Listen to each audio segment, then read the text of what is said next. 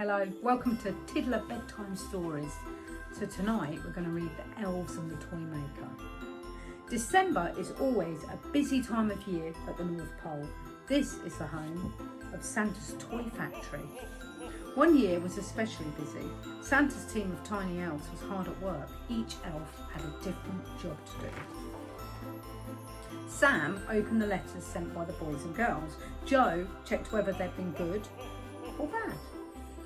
Emma read what the good children wanted for Christmas, and Beth wrote lists of all the toys to be made. 10,674 dolls, 21,832 bikes, 8,979 roller skates, 54,395 footballs. Lots of toys being requested. Sally and Molly operated the toy maker. Sally read out the name of the toy and Molly typed them into the computer. The toy maker built the toy and wrapped it. And it stuck a label on.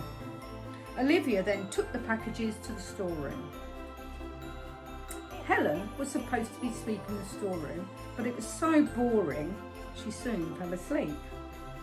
"You're always asleep on the job," complained Santa. "Time to go home," he added. "Don't come back tomorrow unless you're wide awake." Helen trudged off. "If I was in charge, I'd never be bored," she said. Helen suddenly decided she wanted a closer look at the amazing toy maker. She peeked down a tube, but then she lost balance and she fell in. Hours later, Helen woke up. "I must have knocked myself out," she thought. All of a sudden, the machine started up. "Oh no!" gulped Helen. "I'll be squished to pieces." Helen tried to get out, but the more she wriggled, the more she got tangled in the wiring.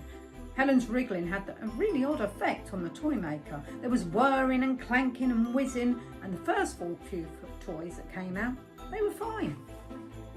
But then the next batch looked stranger and stranger and stranger until the toy maker began making hundreds of little Helen dolls.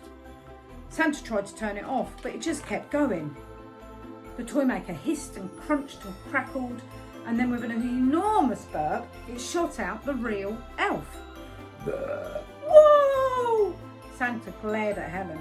"You've broken the toy maker, and there's still hundreds of toys to make." "I'll have to give these darn dolls instead," said Santa. So that year, instead of roller skates or footballs, hundreds of children got tiny Helen dolls. And they were the most popular toy ever. Next year, Santa and his elves had requests for more, thousands more. The elves fixed the toy maker to make Helen dolls, and Santa put Helen in charge, as long as she stayed on the outside of the toy maker. Thank you very much. Sleep well and come back tomorrow for another story. Good night.